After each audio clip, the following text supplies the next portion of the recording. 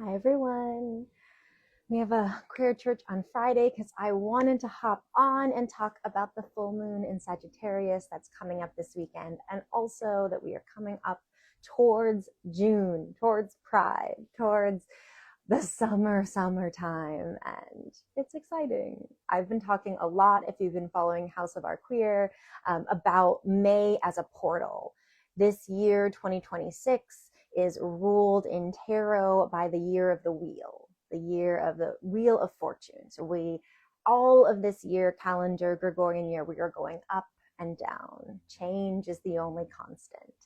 And in May, it had this same portal potential that it starts with a full moon in Scorpio. So highlight on sort of the underneath that we went around and had a grounding new moon in Taurus. And now we are coming up to the end, to the big full moon again, this time in a fire sign, this time with a lot of movement. And so we're really feeling the wheel there.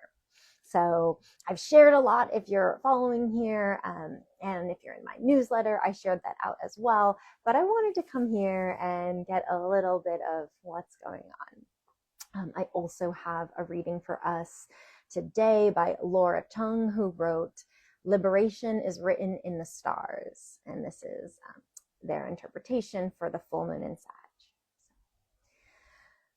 Let's go ahead. And I guess I'll just mention here, the actual full moon comes on May 31st, the very last day on Sunday, 1:45 a.m. So we're already in the pull, but we'll be feeling it really this week. Before I do that, let's not be turning ourselves and turning internally. Let's ground for a moment and give yourself a little time, maybe a little gratitude, maybe a little scratch, maybe a little holding. Thank yourself for carving out a little time to check in. How are you doing? How is your spiritual and energetic health? Have you been feeling big and scattered? Have you been feeling together and grounded? Has it been different on different days? Full moon energy and fire moon energy can be pulling us in a lot of ways. And so it is nice to take a moment and just set down some energy roots all the way into the ground. Maybe send some energy down in a way that you don't need. It's not serving you.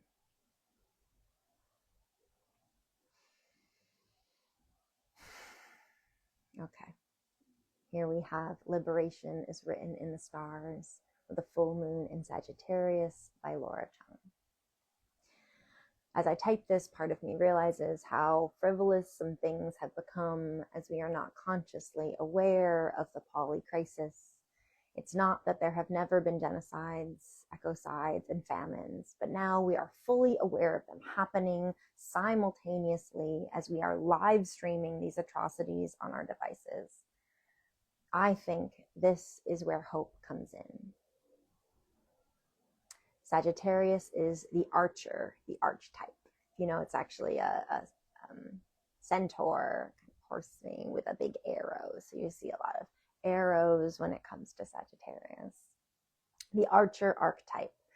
We shoot our metaphorical arrows into the heavens and believe that in our lifetimes there will be the dreams we are hoping for, that the dreams we are casting out will exist in our timeline, in our lifetime, that there will be a free Palestine, Congo, Sudan, and the list goes on and on while we disrupt and resist. This faith also extends to ourselves and each other. It is time to dream bigger, to expect the unexpected, and to reclaim our power back. I'm going to read that one more time and just really bring that into your nervous system and into the energy of the full moon in Sag at this time. This faith also extends to ourselves and to each other. It is time to dream bigger, expect the unexpected, and reclaim our power back. The universe is mysterious and magical, and so are you. All right. Full moon in Sag.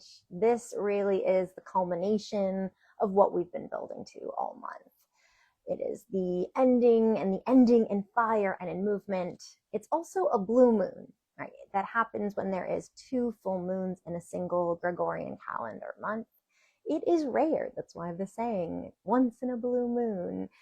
It is not that common, and yet we have it, right? That's another reason this month is unexpected, and that this full moon isn't to be missed. Interestingly, I also wanted to share blue moons are also often represented by 13. Typically, there's 12 months, 12 moons, right? 1 month getting 1 full moon, and a blue moon is the 13th, right? It's snuck in an additional moon, and 13 is the number of the goddess. Friday the 13th used to be representing the goddess, feminine energy, that honoring the divine femme.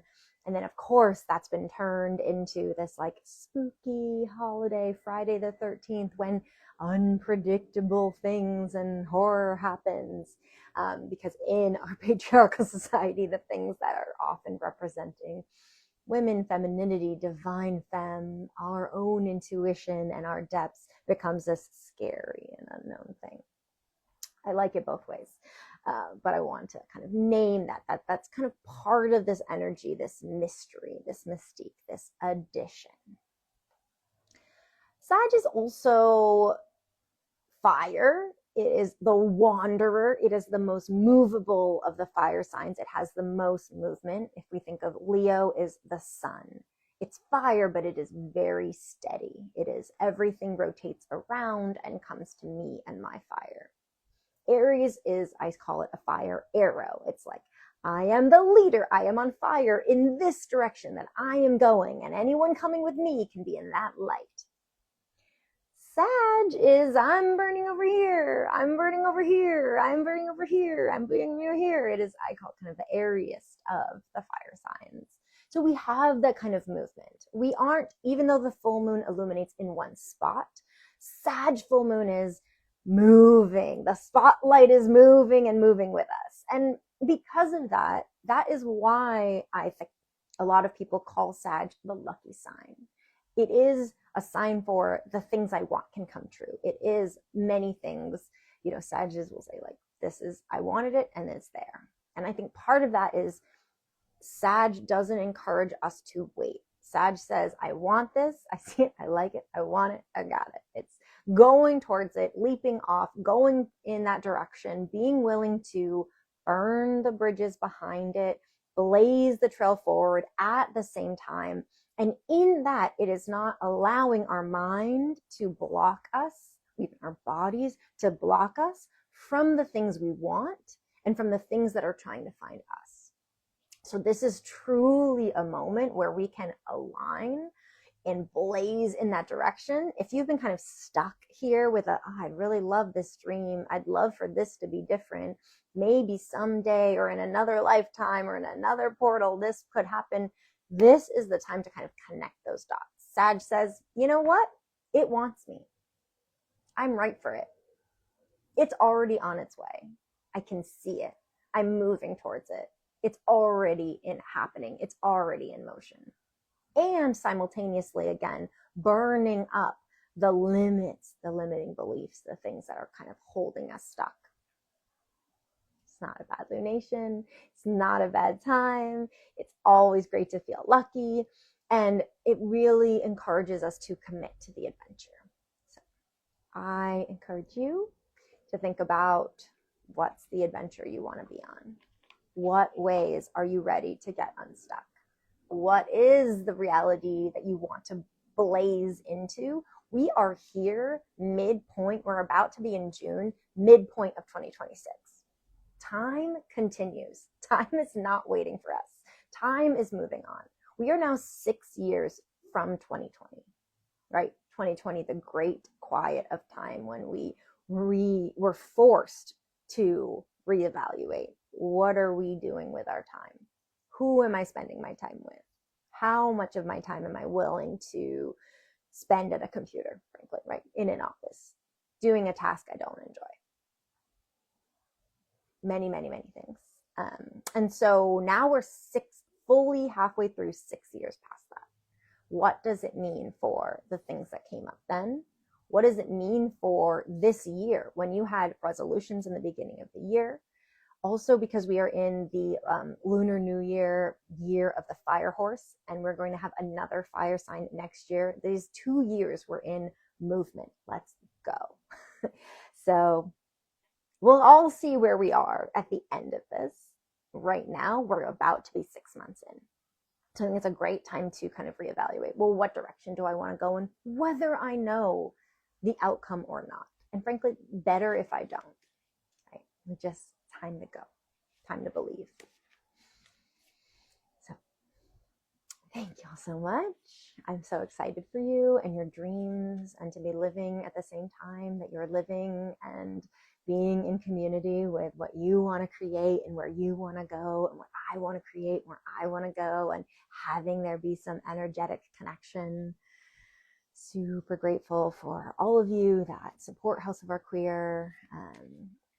And I'll also say we've got some great events coming up in June for Pride with the Witch and Healer Collective. We're doing a queer speed dating edition of our astrology and tarot salon. It's going to be super fun, a great way to connect with folks, whether that's romantically, platonically, networking. Just come with other people that want to talk astrology and tarot and connect.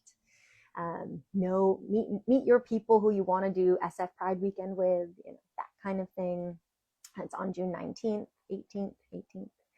There's an infographic about it. And then we also have Moon Meet if you want to come back together, and we'll do a deep dive into the moon in Gemini. We'll be doing that on June 15th. You can find all of that, but I just want to plug. All right. With everything that's been said, with all of the energy for the full moon in Sag, what do we need to hear? What will guide?